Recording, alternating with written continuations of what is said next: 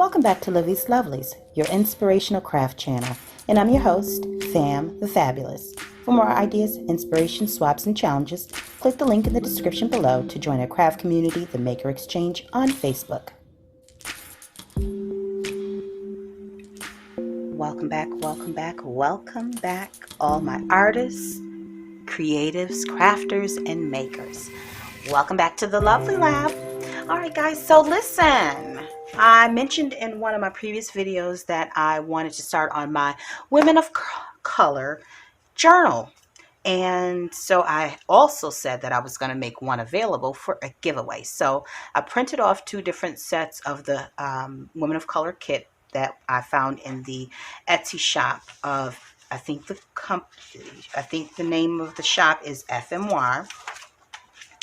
And here is the logo. And so I wanted to go ahead and get started because, with all that's going on in the world today, especially in our country, I found it only a fitting time to go ahead and get started on this as a way to celebrate the milestone of where we're at in terms of racial equality. I think we're headed in the right direction, and I just want to honor this moment with, a little bit of creativity. And to celebrate that, I want to offer this journal, once it's made, in a giveaway because I have quite a few new subscribers. And by the way, for all of those who are new to the channel, I want to just say thank you for coming aboard. I hope you have enjoyed what you've seen thus far. Continue to stay tuned. And for those who have been a long-standing member, thanks for staying along on the journey. I appreciate you. I appreciate your comments and your feedbacks. Now, without further ado, let me just share with you where I'm at. So last night I pulled out the printables and I started cutting them. Well, I didn't cut them. I just take the ruler and, pull off the edges. So, because I don't want straight edges. So all that I do is I go a little bit past where the image is and line it up with the ruler, and then I tear it off so that it has not a fully torn edge, but one that it's straight, but it's not a straight cut. So that's what I've done to one set of the pages, and I'm gonna move along, and I'll just turn the camera on from time to time and show you guys where I'm at. This is not going to be like a tutorial. It's more or less just going to be showing you what I'm doing while I'm in it, because I don't need to be teaching anybody how to make a junk journal. There's plenty of videos out there for that, but you can come along on the journey. You know what I mean? Because that is what crafting and creating is all about, sharing what you know. So one thing I will say is that when I have when I'm creating something, or I know that I'm putting a project together, I do not like to rely on my memory for anything. Okay. So what I typically will do is I'll take a 8.5 by 11 and I will, fold it in half, and on different sections of the paper, I'll write down the steps that I need to take in order to create in order to complete the project. So for instance, for here, I have the cover, and then I put on there the items that I like to use. So for this one, the black vinyl journal cover, I want to use corrugated cardboard. I have not used my embroidery machine very often, so I want to incorporate that. I have some new dyed lace and trim, so I want to incorporate that, utilize some of that, because I think I dyed some of it to match this. And it says stitched focal around edges to secure, so I know I'm going to have to stitch the focal of the cover onto the vinyl in order to secure it, because I can't rely on glue, because I could, but I'm not sure what type of glue I have that will ensure that this will stay. So I put that there only because I also know that I want to have pockets on here, so I have to keep in mind what I put down, where a pocket will be, and whether or not I'll need to stitch to accommodate both the cover as well as the pocket. So, and then I have closure, button, and elastic. I'm not sold on that just yet. Pages, paper, and then I list off the type of papers that I want to use. So for this one, I have the printables, coffee and tea dyed paper, watercolor, double-sided paper, music paper, coloring sheets, stamped pages, stencil pages, and new materials to use. I just put that down here. Again, dyed trim and fabrics, embroidery, homemade gesso, fabric flip, and applique.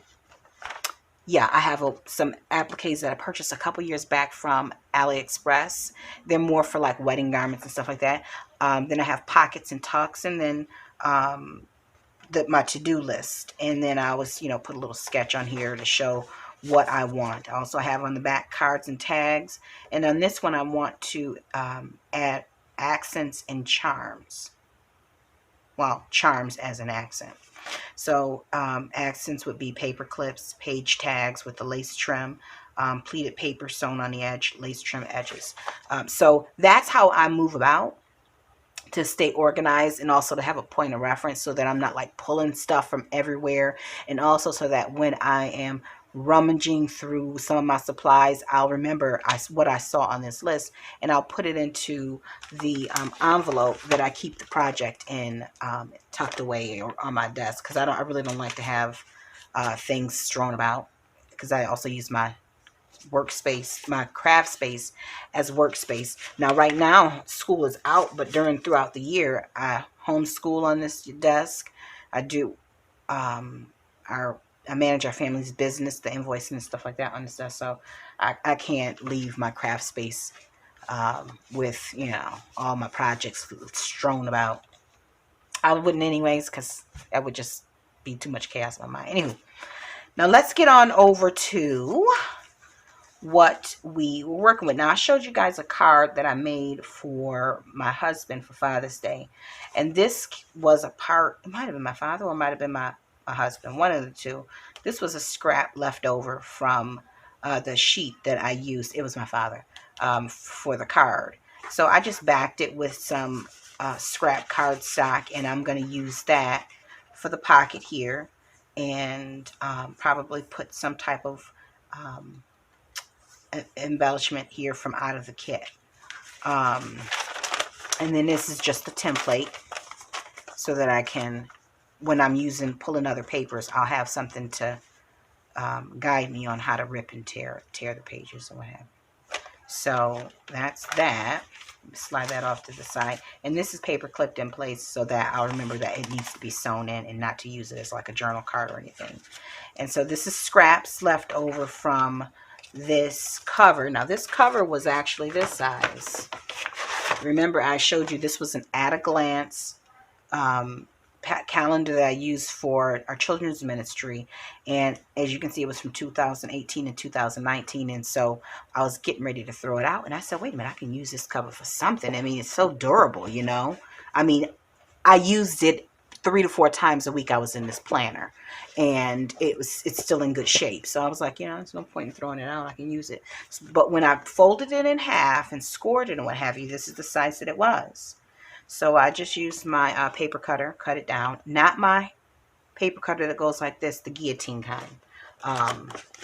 And I cut it down, and then I used the corner punch to round off the edges. So I didn't throw these out because I'm probably going to use this somewhere else in the journal. We shall see. Which I always, put the scraps off to the side because they're great for little clusters and things of that nature. And I pulled out a couple of coffee dyed envelopes, in which case this will fit very well inside of the journal. I'm not sure what part of it, but it will fit very nicely in it. And so pulled out some coffee dyed paper. Now this is the size that the pages end up being. So I went ahead, took the kit, printed the whole thing out, flipped it over, and then I printed on the opposite side different textured backgrounds, so that there are pages where there's a lot of color on one side and it bleeds through just a bit. But to be frank and honest with you, it doesn't bleed through to the point where I can't use it. It bleeds through to the point where it looks like a little bit more of a background. So I'm fine with that, and I hope whoever gets this will be happy with it as well. But in the event that it doesn't, you know, that it bothers me, I'll probably end up covering it. So this is the size that it ends up being. These are all the pages that I'm using. This will probably have a pocket on it or something like that, or in a little embellishment or have you. This has the wood grain.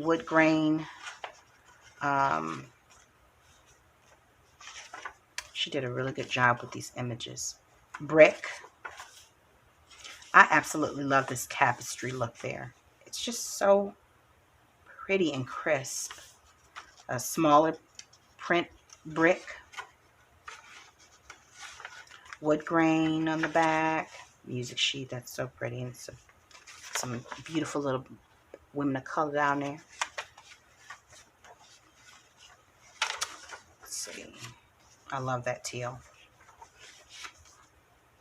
And I'm gonna have to reorganize these because I don't want blue and blue just hanging out. There needs to be a breakup in the color so it doesn't feel monotonous like this here. Something like that.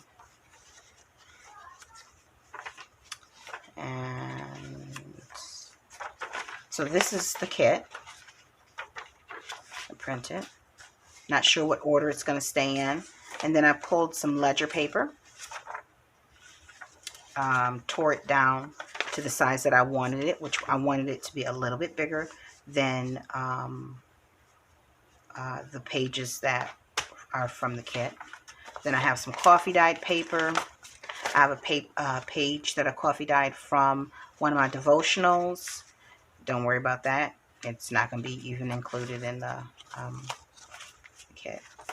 Some more coffee dyed sheets. And then this one, as I said before, is a coffee dyed sheet that I just folded so that it could be used as a pocket. I'll just glue this down, embellish it, and sew around it. Okay. So that is where we are right now. I'm not going to be on much longer, but I just wanted to show you where I was at as we got started. So using the template, because I don't want to touch these too many times, and I'm not considering this a junk journal. It's just going to be a journal because I don't like to misuse that term. I know it's commonly used to refer to lots of things, you know, lots of different types of journals, but this isn't, it doesn't have recycled material.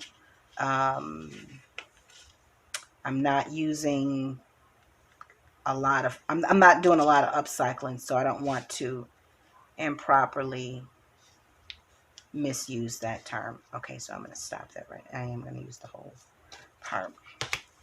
And so this is where the template comes in handy, because it does help you make sure that you're not going over the size for the page. And again, I just keep all of the scraps.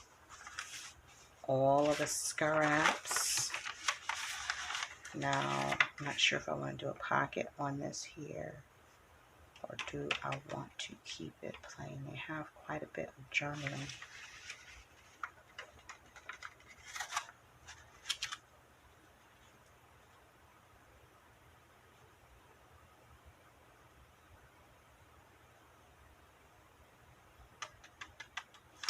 No, I think I want to leave this as a journaling spot,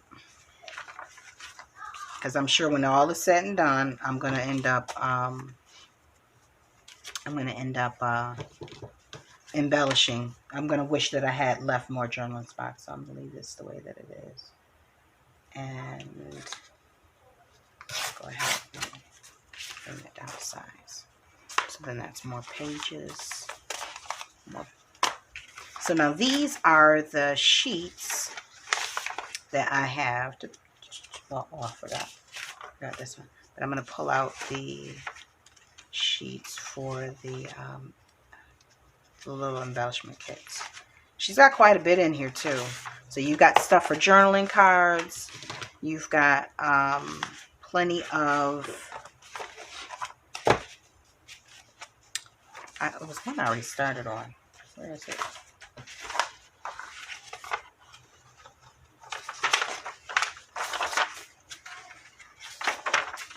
Love the colors, love the tones. But I had one sheet that I had already cut into. And I wanted to start with that. Where is it? It's in here somewhere. Bear with me, folks. You know, organization is great if you can manage to stay organized. So I am sitting at my desk by the window, and I'm waiting for a call from the furniture store to deliver my husband's his Father's Day gift, which is a recliner. When when I got pregnant with our youngest, Josh, here we go.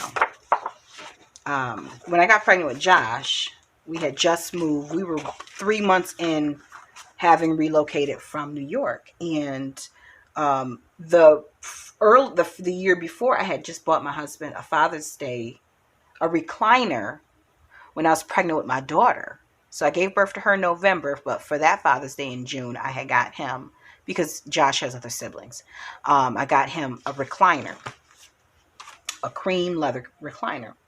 And oh, we wore that thing out when Josh was born, because Josh, little unbeknownst to us, he had he needed to have his adenoids and his tonsils removed.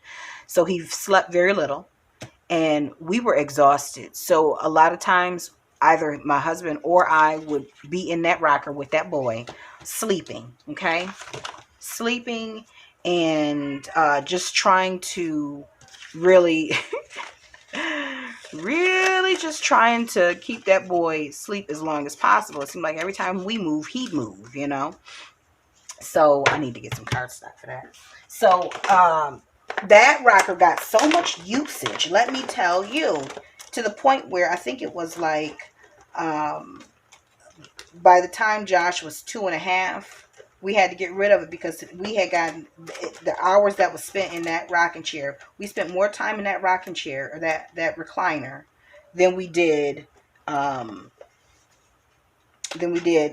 our bed. And that is, I'm not exaggerating when I say that. I'm not. Okay, what I'm going to do here is I'm going to cut this in half. I'll cut it like this, and that way I'll have 2 of them to go through here. Let me cut this down a bit, and then that way I can back this and have the make it a little bit more secure. And then, so anyways, so we got rid of the recliner, and I still had a rocking chair from when I was pregnant with my daughter. And if, for those who don't know, my first child passed away from SIDS at a couple months old. So Josh, he's not my firstborn, but he's my only child. Moving right along. So when I was pregnant with my daughter, my best friend had bought me the glider. The glider that everybody gets when they're pregnant to be able to nurse in. So that's what I had, and I nursed both the kids in that rocker glider. After we got rid of the recliner, my husband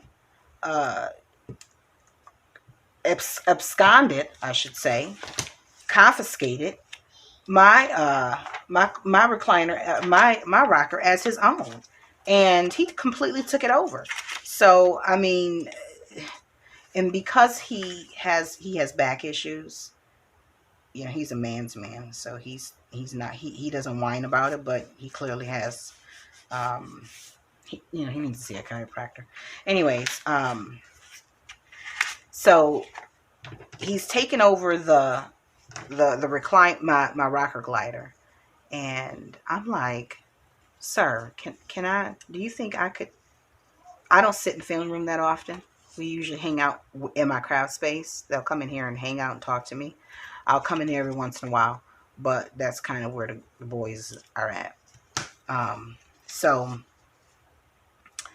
the rocker rocker glider ends up in the family room, and that's where he spends his time in my rocker glider. I'm like, why are you sitting in my maternity nursing chair, sir? Do you think I could ever get that back? So for Father's Day this year, my son and I decided it was high time for him to get another recliner for his own, of his own, one that he could sit back and enjoy and spend time in. Also, he deserves it. They ain't cheap. A good recliner is not cheap by any stretch of the imagination. So, um, but he's worth it. So I went on ahead and spared no expense and took him to the furniture store. And then he gonna have nerve to ask me. He was like, I wish why didn't you just go ahead and do like you did the last time and just go pick one out? I said, because you ain't that guy 10 years ago, and I'd rather you get what you want versus me spending time to pick one out and it not be one that suits you. Because truth be told, when I did go out there looking, I sat in a few of them that I liked and they felt great. But then that dawned on me, this is good for a girl my size, but this ain't gonna be what's happening for a man that's 5'11". No, he's not gonna enjoy this as I would. So I went on ahead and made him open up his schedule so that he could come with us to I'm just making some journal cards right now, so he can come with us to pick out his wonderful chair. So that's supposed to be delivered today. And I also have some broker photos to take. I think some of you guys may know I do. I do have my real estate license, but I do take some photos for broker listings and broker price opinions. So, kind of gets me and Josh out of the house. Gives me a little something to do to earn a little couple of dollars, and keeps me in the real estate world and without having to be in contact with a bunch of different people. So that's what's on my agenda today. And we're waiting to hear back from my husband's family in Florida. My husband just found out that my brother-in-law just passed away unexpectedly. So we're waiting on the autopsy results to determine how to proceed forward for him. Yeah, so yeah, that went dark fast, didn't it? Sorry about that, guys, but that's what's going on in my life. It's my brother-in-law. My husband's family is in Florida, and because I was so so grown when we met and got married, and we were in a different status than his siblings. My husband got to know my side of the family more than I got to know his side of the family. So I'm not as close to his side of the family, but they're still family nonetheless, So waiting to hear back on the news on that. And also because Florida's a hot spot, it's just got some hot spots popping up with the COVID. We still need to find out, what's going to be allowed and what's not, because different parts of the country still have restrictions on, funeral services and things of that nature. So prayerfully, we can give them a good send off, and the family can come together without a whole lot of even with social distancing, the family can come together to celebrate his life, and continue on in the spirit of unity. So what else is going on? Well, check this out, guys. So I got a call from my father the other day, and he says to me, I think I want to do a journal card for, let me pull these out. He says to me, I was on the phone with one of my siblings back home in New York, and my dad calls. He says that my uncle that's in Chicago, who was diagnosed with the coronavirus. He was actually diagnosed the day, at the hospital when he was going for surgery. They ended up running a test and finding that he had this and this, and they found that he tested positive for the coronavirus. So they told him, go see his primary care physician, and that he would once he cleared up, that they would reschedule. Well, they went on ahead before he left, and scheduled him for a month out. Scheduled his surgery for a month out, thinking that would be more than enough time for him to, for the coronavirus to clear up, for him to. Well, as of a month later, literally 4 weeks later, as of yesterday or Thursday of this week, he went back. He, went in to do the pre-op for the surgery. It's just gallstone surgery. He tested, still testing positive. So I'm just letting you guys know. And he doesn't have symptoms. He feels fine. And he's in his 60s. Just saying, guys. So if you think that you need to be displaying all of these symptoms and coughing and hacking and feverish in order to be a carrier or have the coronavirus, I'll be one to tell you that is not the case. Because if he was feeling sick at 67 years old, I'm pretty sure he probably would have called in himself. But obviously he was feeling well enough to assume that he had recovered. So he went on ahead and went to proceed as though all was well. And unbeknownst to him, he's still sick. So I'm sharing that with you guys because I want you to protect yourselves.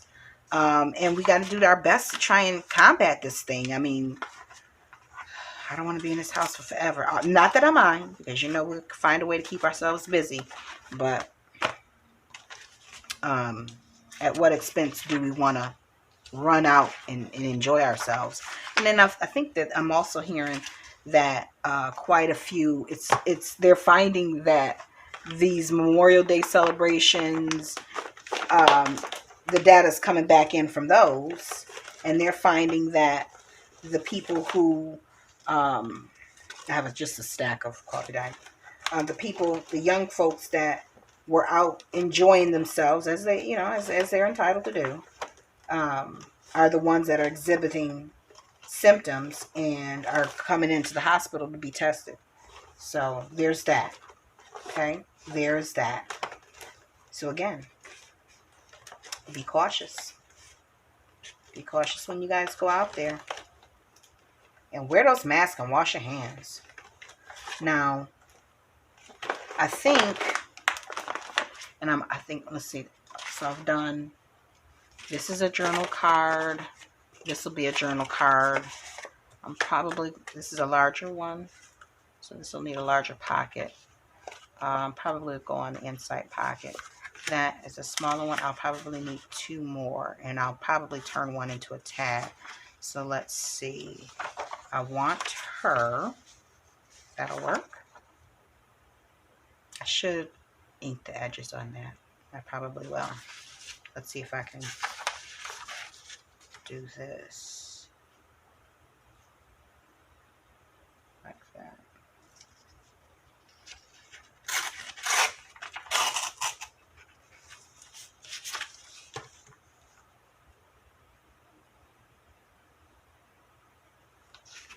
Come right up to the edge and tear. Now this is a Tim Holtz ruler. Now remember I said my son broke the other one. Ugh. And it was the one that I had that he broke was a Tim Holtz quilting. It wasn't Tim Holtz. It was just a quilting ruler. And it says by Acu something or the other. AccuQuilt? I don't know. But nevertheless, I was furious. I didn't let him know I was furious, but I was. Because he had no business with his hands on my craft and stuff. That's what happens. You're playing with my craft and stuff. You don't know the value of it, you know. So I searched for a little while to see what was comparable, and this is what I was led to, the Tim Holtz.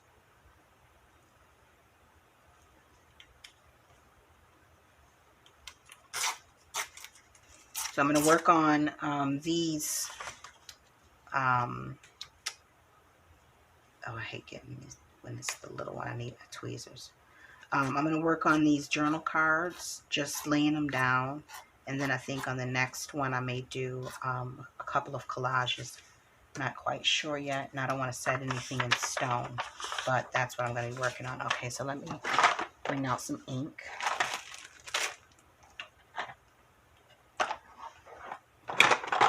Oh boy, my dust is looking a bit on the messy side. Let me keep my scraps together. At least the decent ones, and get rid of the garbage. And I think has anyone seen the Tim Holtz speckled egg distress inks? And oh my gosh, that color is amazing. I would love, that'll be my next thing. But the first thing I want to get, I'm just waiting because I can't find the left-handed side Tim Holtz glass mat. I can't find it, so I'll wait until, you know, I see one at a reasonable price. I looked on scrapbook.com, Amazon, and a few other places. And I do not want to get the right-handed one because I want to be able to use the white side that I think you do the ink blending or something like that. Or I'm not sure if that's the purpose of it, but that's on the left-hand side. And I don't want to have to turn it I don't want to get a right-handed side one only to have to turn it upside down, and then it's just annoying on camera. For those of you who are like me, who, you know, would see the numbers upside down and be annoyed. I'm not that anal. I'm not quite that anal, but I mean, if I'm going to spend $40 or $50 on some equipment or tools, it should be, if I can get it for left-handed, I want it for left-handed. So you guys, if you see it listed somewhere, please come back and drop it in the comments so that I can hunt it down and find it for myself. Okay, that'll fit just fine. Let me just go ahead and ink these edges.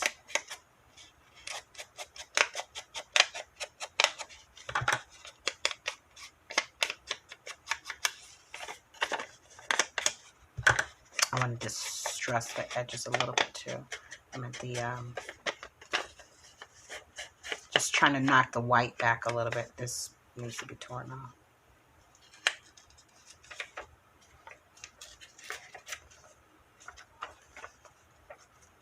Let me turn that around.